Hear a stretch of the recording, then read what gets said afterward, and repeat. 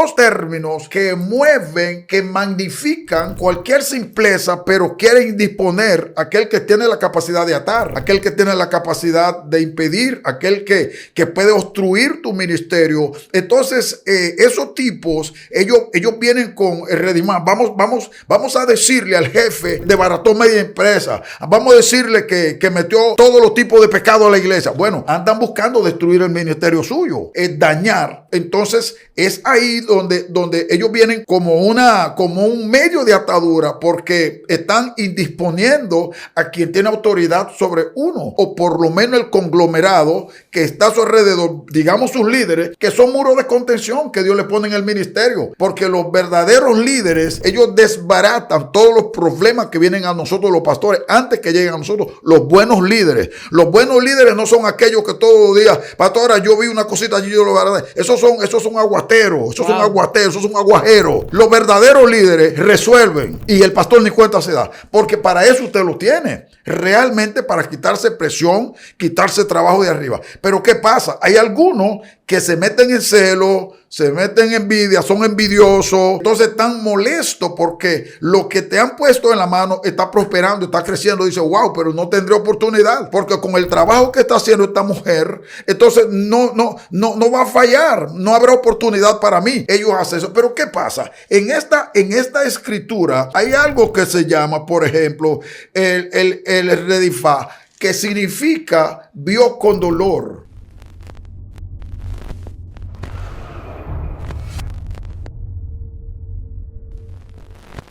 Dios te bendiga, Dios te guarde de una manera sobrenatural. Bienvenido a tu segmento Conociendo el Mundo Espiritual. Tenemos un pastor que nos acompaña, el cual ya es de la casa, y yo sé que en cada transmisión, cada enseñanza que él nos trae es de edificación. Pero queremos que él mismo se esté presentando ante la audiencia de Excelencia Cristiana. Dios le bendiga, pastor. Dios bendiga, más pastora. Más bendiciones para usted y su distinguida familia. Para mí siempre es una bendición poder hablar a esta audiencia. Soy el pastor Fernando Metivier, siervo de Dios, siempre dispuesto a hablar las cosas que son de Dios. Amén, amén, amén. Pastor, en el día de hoy, ¿cuál es el tema que usted nos trae? Siendo liberado de la opresión. Siendo liberado de la opresión es el tema que queremos tratar hoy, para abrir un poquito la mente de la gente, y la gente que ama al Señor, pues ayudarlo a entender que Dios lo llamó para que sean libres.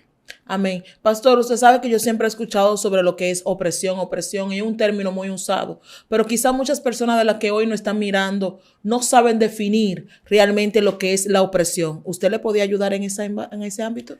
Sí, naturalmente, como el mismo concepto dice, es oprimir.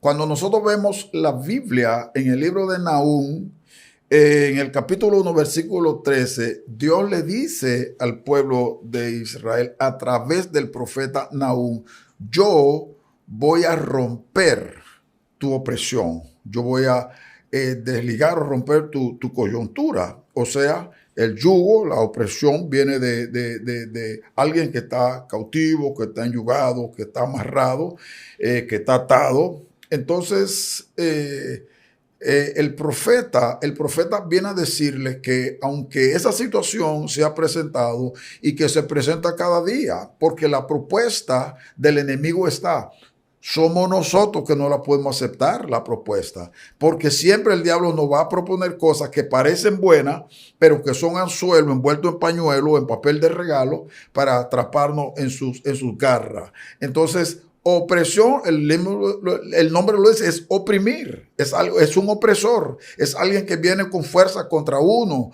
y que intenta cautivar, oprimir, atar, enajenar y una serie de cosas, o sea, para que el individuo no sea libre, sino que no vaya, sino que sea llevado por quien lo quiera arrastrar. Entonces, ¿podríamos decir, pastor, que la opresión viene siendo como un espíritu con una asignación específica?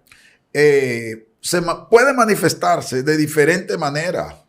Puede manifestarse de manera per se espiritual, y puede manifestarse también a través de a través de instrumentos o elementos que Dios usa para confundirnos, para atraparnos, para encarcelarnos y naturalmente para inhabilitarnos como hombre y mujer de Dios. ¿Y en qué nos podría perjudicar la opresión, pastor? Detención de nuestro trabajo ministerial. Detención de nuestro trabajo ministerial porque cuando la persona está oprimida no puede fluir igual. Cuando la gente está atada, aun cuando tenga deseo de desplazarse, de actuar, de accionar, moverse, realmente no puede porque está atado. Y es por eso que Jesús dijo, desátenlo. Porque, y cuando llamó a Lázaro incluso, como fue sepultado, bajo algún tipo de reglamento que tenían, atado, ¿verdad? Desátalo. Porque el que está atado, aun cuando tenga buenos deseos y buena intención, no puede hacer lo que quiere. Va a hacer lo que quien lo ató quiere. Wow, impresionante. En el día de hoy usted nos ha traído un tema realmente que yo sé que va a enriquecernos de una manera sobrenatural y nos gustaría escuchar un poco más sobre este tema de ser libre de la opresión. Bueno, cuando nosotros vemos, por ejemplo, vuelvo a Nahum, para la gente que nos ve, Nahum es uno de los profetas menores. Y yo he explicado, menor no porque el libro sea menos categórico, menos importante, menos palabra de Dios, no, es palabra inspirada. Recordemos que todos los libros aprobados es porque son canónicos y tienen espíritu de salvación, tienen capacidad universal porque tienen fuerza espiritual para liberar. Entonces, Nahum es uno de ellos. Entonces, este hombre es a quien Dios llama y le dice, el texto textualmente dice, porque ahora quebraré tu yugo de sobre ti y romperé tu coyunta. ¿Qué es lo que está hablando? Bueno, estamos hablando de un pueblo agricultor, estamos hablando de un pueblo donde había arado, estamos hablando de un pueblo que conocía lo que era la yunta de dos bueyes, y cuando un buey está en conjunta con otro, él no hace lo que él quiere, porque hay un instrumento que lo amarra a ellos dos. Entonces esos dos animales van dirigidos por alguien que está dirigiendo el arado. Entonces en este caso Dios miraba que su pueblo había sido de alguna manera atado, oprimido bajo cuyo él dice, no, mira, yo voy a romper eso. Yo voy a romper eso. Y entonces, ¿qué pasa? En su vida ministerial, pastora y audiencia, hay gente que se propone manipular, hay gente que se propone indisponer, hay gente que no hace pero critica al que hace, hay gente que es experto, un Sanballat, un Tobías, que no hace, pero critica al que hace. Entonces, mire, aquí hay una palabra que tiene que ver, una palabra hebrea que dice mirdas, que significa persecución y caza. Y hay una segunda que dice redifa, caza, búsqueda de dinero. O sea, son dos términos que mueven, que magnifican cualquier simpleza, pero quieren disponer a aquel que tiene la capacidad de atar, aquel que tiene la capacidad de impedir, aquel que puede obstruir tu ministerio. Entonces, esos tipos, ellos vienen con el redimar. Vamos a decirle al jefe que desbarató media empresa. Vamos a decirle que metió todos los tipos de pecado a la iglesia. Bueno, andan buscando destruir el ministerio suyo, andan buscando dañar. Entonces es ahí donde ellos vienen como un medio de atadura, porque están indisponiendo a quien tiene autoridad sobre uno, o por lo menos el conglomerado que está a su alrededor, digamos sus líderes, que son muros de contención que Dios le pone en el ministerio, porque los verdaderos líderes, ellos desbaratan todos los problemas que vienen a nosotros los pastores antes que lleguen a nosotros los buenos líderes. Los buenos líderes no son aquellos que todos los días, pastora, yo vi una cosita allí, yo lo veré. Esos son aguateros, esos son aguajeros. Los verdaderos líderes resuelven y el pastor ni cuenta se da, porque para eso usted lo tiene. Realmente para quitarse presión, quitarse trabajo de arriba. Pero ¿qué pasa? Hay algunos que se meten en celo, se meten en envidia, son envidiosos y entonces están molestos porque lo que te han puesto en la mano está prosperando, está creciendo. Dice, wow, pero no tendré oportunidad porque con el trabajo que está haciendo esta mujer, entonces no va a fallar, no habrá oportunidad para mí. Entonces ellos hacen eso. Pero ¿qué pasa? En esta escritura hay algo que se llama, por ejemplo, el redifá, que significa vio con dolor. La palabra de hebreo. Entonces aquí se hace alusión al Dios Roí, Dios que te ve. Dios que te ve, pastora, Dios nos ve. Y Amén. Él sabe cómo andamos y qué hacemos. Amén, así es. Entonces, fíjese usted, el Dios Roí está mirando lo que están haciendo. Está mirando que hay una gente que está indisponiendo. Está mirando que hay una gente que está magnificando una simpleza, pero tiene un trasfondo para dañar el ministerio. Entonces se levanta Dios Roí y dice, yo voy a romper eso. Yo voy a desbaratar eso. Entonces, yo no voy a permitir que el Zambalá, que el Tobía, el tipo o tipa que el diablo está usando para desbaratar tu ministerio, desbaratar tu vida, una persona que se está esforzando para que las cosas funcionen, lo desbarate. Entonces dice, ¿por qué? Porque yo perseguía. Dice la palabra aquí, finalmente dice, la palabra dice perseguir, per se. La palabra significa textualmente perseguir. Perseguir. Entonces, ¿qué sucede? Pero perseguir y cazar. La palabra cazar aquí no es cazar con S, es cazar con Z, que significa atrapado, sí. Significa agarrarte, sí. Significa amarrarte. Entonces, ¿qué sucede? Cuando usted analiza, pero ¿qué ellos quieren atrapar? Bueno, ellos quieren atrapar tu talento. Ellos quieren dañar tu fama. Ellos quieren desbaratar tu finanza. Ellos quieren desbaratar tu moral. Ellos quieren dañar todo lo que Dios te ha dado y lo que ha construido por 40 o 50 años. Ellos lo quieren desbaratar. Y todas estas injusticias son las que mueven a Roí. Él dice, no, yo tengo que levantarme de mi silla porque no puedo permitir que sea destruido alguien que está construyendo. No puedo permitir que desbaraten a alguien que está trabajando. Entonces dice, me levantaré y yo voy a romper esa atadura, yo voy a romper esa opresión, yo voy a romper realmente esa coyuntura, ese que te han ligado y han mezclado gente que ni aún existen, y si existen no están dañando. Es un muro de contención, porque la gente, uno que brega con instituciones sociales, públicas y de toda índole, uno mira que a veces usted tiene un amigo que es alguien que sabe a qué hora usted llegó, cómo amaneciste. No, el diablo se le mete a uno que envidia, que no hace eso. Hay gente que no es consciente que un pastor tenga gente que lo cuiden, que lo amen, que lo protejan. Pastora, ¿cómo está? ¿Cómo está su familia? Aquí quiero que nos tomemos un café. Eso le duele. Eso le duele a Zambalá, a Tobía. Eso le duele. Entonces, Roí se levanta, pero ese es un líder correcto. Él está apoyando a su pastor, está apoyando a su líder, porque la Biblia misma dice que el que honra al profeta y anda con el profeta recibirá bendición de profeta. Amén. Entonces eso me dice a mí que Dios quiere y Dios comparte y Dios está de acuerdo con aquella gente correcta que honran, que bendicen a sus líderes. No, pero Tobía dice que si no soy yo, no hay nadie. Zambalá dice, lo que está haciendo hasta una zorra que le pasa lo derriba y lo tumba el burro. Entonces, es de ahí donde viene la actitud firme del Dios Roí, que se levanta y dice, no, yo voy a proteger y voy a romper toda traba y atadura que lo atacan. Wow, es impresionante realmente cómo usted ha desarrollado este tema, pastor. Y podríamos también decir entonces, bajo este mismo ejemplo o ilustración, qué fue lo que pasó con el pueblo de Israel, el faraón, el cual oprimía al pueblo y el Señor lo libertó de esa opresión. Pero entonces, pastor, ¿qué deberíamos de hacer nosotros, los que estamos siendo oprimidos por personas como la que usted acaba de mencionar? Mire, esas personas, por cierto, ayer alguien me preguntaba algo parecido. Es que a los cristianos nos han enseñado tanto a ser cordero y a ser oveja que nos hemos olvidado que hay que ser león. Nos hemos olvidado que hay que ser león. Y yo he dicho una y otra vez, la oveja se la comen los tigres.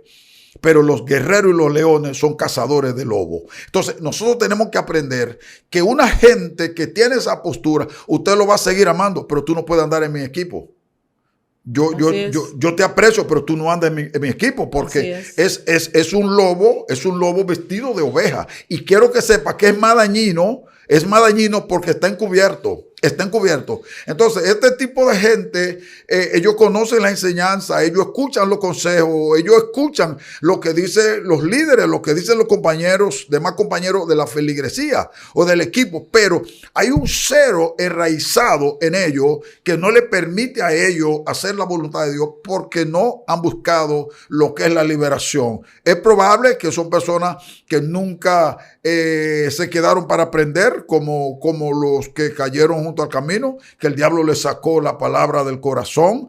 Es probable que nunca quisieron aceptar las enseñanzas, como los hay en la iglesia. Hay gente que dice, eso yo me lo sé, pero no. Tú lo has oído, pero no lo practicas. Si no lo practicas, no lo sabes. Entonces, es importante que nosotros entendamos que ese tipo de gente hay que alinearlo. Y uno no lo echa de la iglesia. Pero usted no puede darle el púlpito, usted no puede tenerle confianza, porque en cualquier momento de su ausencia le hace un lío en la congregación. Increíblemente. Pastor, ¿y este mismo escenario puede verse no tan solamente dentro de la iglesia? Eso se da dentro y fuera. Tristemente, porque que se diera fuera sería común, pero dentro de la iglesia es doloroso. Porque la iglesia, aunque estamos bregando con gente naturalmente, estamos bregando con gente, pero entendemos que lo que decimos ser lavado o estar lavado con la sangre de Jesús, de Cristo, entonces debemos tener una postura diferente. Debemos ser gente ejemplares, gente correcta, como le decía a Pablo a Timoteo. Entonces nosotros debemos entender esto. Por ejemplo, la coraza de justicia es una de las herramientas que Pablo usa en el capítulo 6 del libro de Efesios, cuando está aconsejando a la iglesia. Dice, deben ir con toda la armadura de Dios, ¿cierto? Una de ellas es la coraza. Cuando usted mira la coraza, su significado tiene dos definiciones específicas. Es que es una persona honesta. Es honesta. Dios quiere que los evangélicos seamos honestos, creíbles. Amén. Así es. Creíbles. Y el otro, que seamos correctos. Que no tiremos las piedras y escondamos las manos. Así es. Porque eso es un estado de irresponsabilidad, de infidelidad y de deslealtad. Entonces, la coraza de justicia, por eso coraza de justicia, porque cuando usted la practica, esa misma justicia lo abriga y no permite que los dardos del diablo le peguen, porque la verdad es invencible. Es invencible. Y por esto realmente que se conoce como coraza, porque te abriga, te protege, te cubre de las flechas y de los dardos. Wow, impresionante. Pastor, usted mencionó una palabra que realmente ha albergado mi curiosidad y necesito hacérsela esta pregunta porque tengo mucha curiosidad sobre esto, ya que he escuchado a muchas personas con dos opiniones diferentes. ¿La deslealtad es condenada? La lealtad, como yo digo siempre, es una carretera de doble vía. Es una carretera de doble vía. Yo digo que no seré desleal, pero no tengo que ofrecer lealtad a una gente que no la merezca. Explíquenos eso, por favor. Simple. Yo no voy a perseguirlo, no lo voy a combatir, no lo voy a destruir, pero no voy a apoyar lo que está haciendo, porque lo que está haciendo me daña y daña a mi prójimo. Si lo apoyo, estoy corroborando a dañar también al prójimo. Entonces, nosotros vamos a encontrar eso. Eso se da por todos los lados, porque en esa ruta yo estaba explicando ahorita. Entonces, la lealtad es una carretera de doble vía. El que quiere lealtad debe ser leal. Amén. Amén. Debe ser leal. En otro lenguaje, sé con el hombre como tú quieres que el hombre sea contigo. Así es. Porque finalmente, si apoya a un desleal, la gente van a decir no andando juntos si no están de acuerdo. En otras palabras, usted aprueba eso porque usted está de acuerdo. Es igual al desleal. Entonces, en ese sentido, no podemos cuidar tanto a la gente cuando nos descuidemos nosotros. Y usted entiende, pastor, dentro de lo que mismo estábamos hablando y de lo que usted estaba explicando en cuanto a la iglesia, que no han enseñado a ser más cordero que león. Usted entiende que en cierta forma nosotros como cristianos a veces somos masoquistas, porque sabemos que alguien está confabulándose en contra nuestra y uno a veces como que quiere seguir. O sea, sabemos que hay un Zambalá, sabemos que hay un Tobías y quizás a veces no ponemos distancia, sino que nos acercamos más. Bueno, como a la iglesia se le enseñó a ser oveja, hay mucha gente que en el fondo no son malos. Es que a ellos le enseñaron que ellos no pueden moverse, no pueden discutir situaciones, no pueden pelear situaciones porque dejan de ser ovejas, se convierten en cabritos. Entonces hay que ver la dimensión del manejo de quien realmente está construyendo un muro, está construyendo barreras, porque hay gente que construye barreras. Hay gente que construye barreras. Se da en el ámbito eclesiástico, se da en el ámbito social, político, qué sé yo, cluviales. Hay gente que ellos se rodean de un grupito que a ellos no le pueda llegar ni la bala, ni los tiros.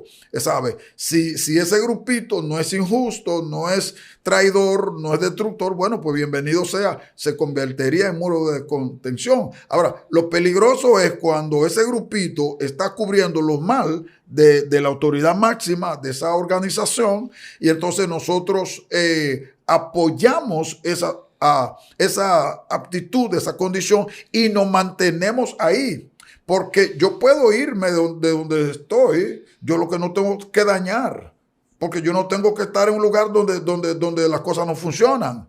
Yo no estoy obligado a estar en un lugar donde la gente no hace la voluntad de Dios. Y si es una institución social y yo veo que se violentan los estatutos y en el momento que yo quiero apelar a eso, sugerir que me expliquen o reclamar del por qué y me dicen, tú no tienes derecho, entonces ¿qué yo hago ahí? ¿Qué yo hago ahí? Porque si yo conozco los estatutos y yo sé lo que dicen los estatutos, yo veo que la autoridad máxima está violentando eso y él prohíbe de manera tajante el que se discuta, se lleve a asamblea según las reglas de la organización. Entonces yo no estoy obligado a estar ahí y si me voy no hago mal, no hay nada que me condene. No hay absolutamente nada que me condene, pero tampoco en la iglesia. Porque si en la iglesia todas las cosas se están haciendo un montón de cosas mal y en toda la iglesia suceden cosas que no son buenas. Pero vamos a sentarnos, vamos a buscarle salida. Vamos a pedir al Señor que nos ayude y como hermanos todos vamos a analizar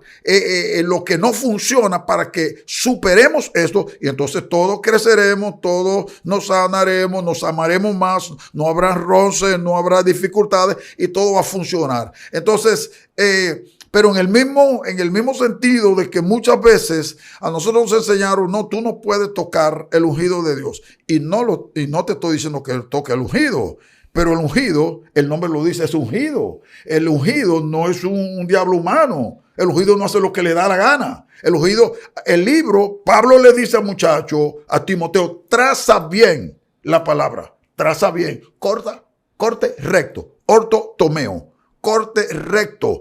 ¿Y por qué?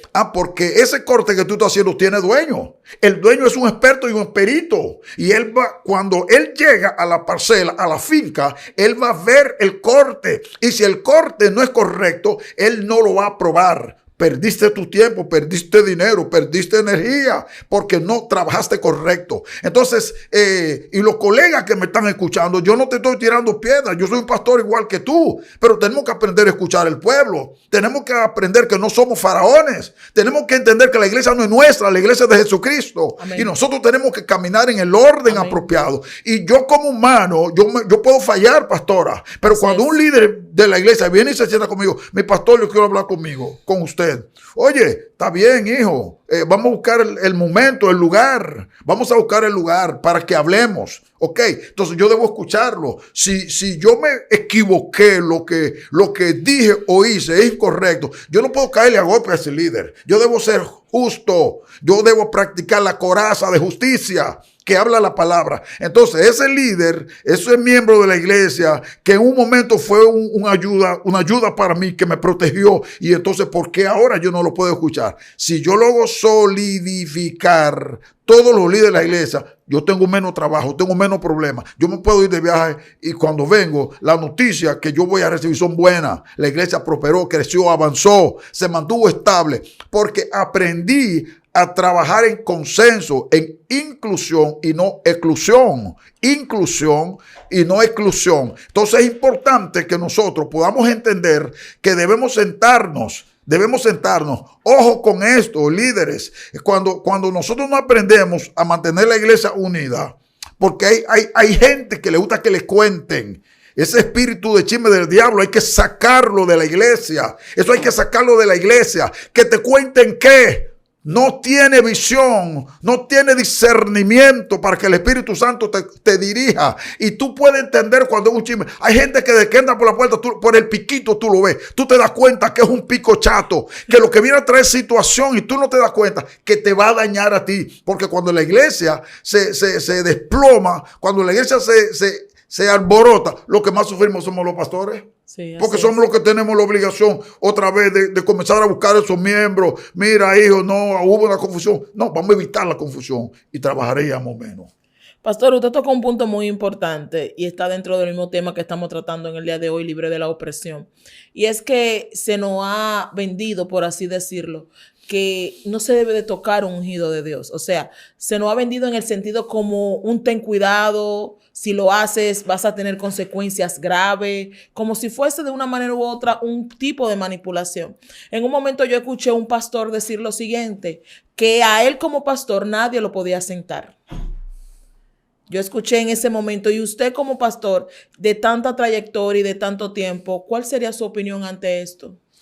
Pastora, yo me he sentado muchas veces con los hijos de la casa.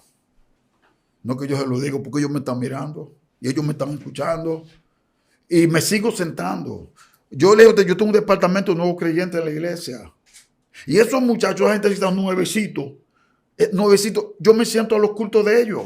Yo puedo faltar a cualquier culto, menos los cultos de nuevos creyentes, porque yo sé que hay muchos viejos en la iglesia que son matas jóvenes. Óigame bien, entonces yo me siento a escucharlo para que ellos se desarrollen, porque si ellos no son nuestro futuro, entonces ¿qué va a pasar con nosotros que vamos avejentando? Entonces, no solamente que hay que escucharlo, yo le estoy diciendo que yo me he sentado muchas veces y cada vez que haya la necesidad de sentarme y cualquiera de los líderes de la iglesia, los pastores conocemos los líderes y sabemos quiénes son los chismosos y sabemos quiénes son los chismosos y sabemos quiénes son mansos y quiénes no son mansos. Los pastores sabemos eso. Entonces, usted y yo lo que tenemos que tener la estrategia de no permitir que nos creen un escándalo, Y el que es chismoso, también si usted no lo escucha, pues va a hacer un escándalo público, porque es un chismoso. Entonces, nosotros tenemos que aprender que la congregación, Jesucristo tuvo 12 y tuvo uno que lo traicionó. Y él se reunió con ellos. Él lo escuchaba. ¿Por qué él supo que Pedro vio la inconformidad de lo que decía la gente? Porque él lo escuchó. Cuando él dijo a Pedro, quítate de mí, él sabía, él lo escuchó. ¿Por qué Cristo supo la cantidad de ofrendas que dio la viuda y todas las cosas? Porque había quien observó. Entonces nosotros lo que no tenemos que permitir que un líder X o Y en la iglesia trace la pauta de la iglesia. Eso no. Porque la iglesia tiene administración y tiene ministración. Son cosas diferentes. Una responde al ámbito espiritual y la otra responde a los inmuebles de la casa. Entonces nosotros...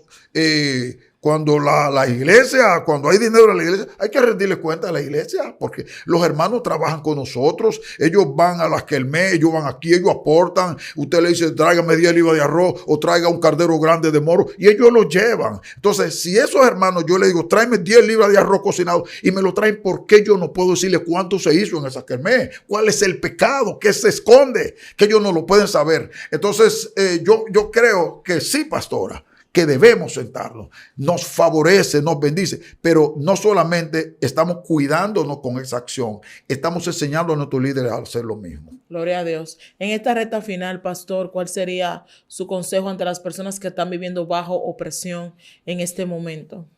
Bueno, mi consejo, si es de índole eclesiástico, yo le aconsejaría: acércate a tu pastor. Acércate a tu pastor. Pastora, yo debo confesarle en este momento que no hay un día, si abro mi celular, yo le puedo enseñar a usted, pero asunto ético debo guardarlo, 3 o 4 personas que pertenecen a la iglesia, que me han llamado, no sé qué hacer. No sé qué hacer. Entonces, yo como pastor, es hasta duro a veces, difícil a veces para mí para responder, porque lo que me dicen, pero ¿y por qué? ¿Y cómo es posible? ¿Cómo es posible? Entonces, yo aconsejo a mis colegas, a mis compañeros, quien habla no tiene el espíritu de dañar, porque soy pastor y creo que me ha escuchado testificar. Yo he tenido gente 4 meses en la iglesia y al final que lo he sanado, yo le digo: dame el número de tu pastor, y probablemente algunos de ellos me puedan estar escuchando, y cuando me dan el número, yo llamo al pastor: Dios te bendiga, mi hermano, ¿cómo estás? Bien, yo quiero verte, ¿a qué hora te puedo ver? Tal día. Yo tengo un hijo tuyo aquí en la fe que tiene una situación, ese muchacho tiene un tiempo aquí con nosotros, yo creo que puedes sentarte con él. Él necesita escuchar a su pastor, ¿ok? Y no, pero que ese muchacho, pastor, nosotros los padres, pastores también perdonamos. Y el que no perdona no alcanzará perdón según el Padre nuestro. Entonces, yo me he sentado con ellos y me han escuchado y hemos terminado llorando, abrazados, junto con sus miembros, llorando: aquí está tu hijo, cuídalo.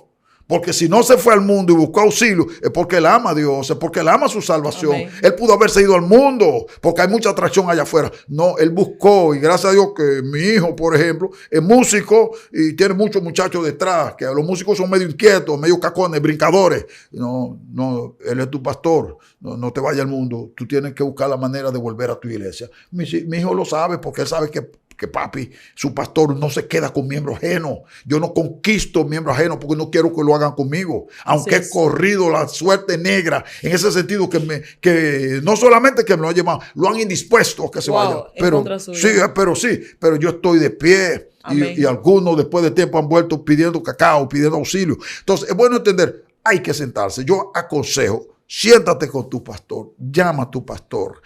No vengo aquí como juez, no vengo aquí como el sabio, no vengo aquí como el que más entiende. Pero yo necesito que hablemos, acláreme esto y esto. Entonces, si tú tienes la verdad en la mano, no debe haber problema para aclarar eso. Acláralo. El sabio, lo sabio es que tú puedas retener a tu hijo espiritual. Eso es lo sabio, retenerlo, siempre y cuando esa persona entienda que la iglesia tiene un orden y ese orden debe ser respetado y cuidado. Respetado. La iglesia tiene su ética, tiene su protocolo y debemos entenderlo. Pero sí, yo creo a mis compañeros, aunque se haya convertido en un cabrito, busca la razón del por qué. Porque a veces le atribuimos todo al diablo. Y a veces el diablo está acostado durmiendo en su casa. Sí. Y nosotros hemos despertado los malestares. Yo creo que debemos sentarnos con nuestra gente, ayudarlos, y a los hijos o miembros de la iglesia, no les crea a tu pastor situación, apóyalo, trabaja con él. Y cuando tú no entiendes algo, no lo critiques, siéntate con él, que eso es lo que estoy llamando, siéntate con tu pastor, porque a veces el miembro creó también una situación alrededor del pastor y le llegó al pastor a través de 15 gente. Y él que estaba en la iglesia nunca se acercó al pastor, creó una barrera. Entonces, evita eso también para que tu pastor no se sienta mal. Amén. Enseñanza en el día de hoy de cómo ser libre de la opresión. Y realmente hemos sido edificados con esta enseñanza. Muchas gracias, Pastor Metivier, por esta enseñanza que nos edifica, una enseñanza sustanciosa. A ti recuerda compartir, recuerda comentar, porque a través de tu comentario sabemos lo que piensas, sabemos cuáles son tus incertidumbres, también sabemos tus diferentes preguntas para poderla contestar. Así que recuerda compartir, comentar y dar like. Hasta una próxima. Shalom, shalom.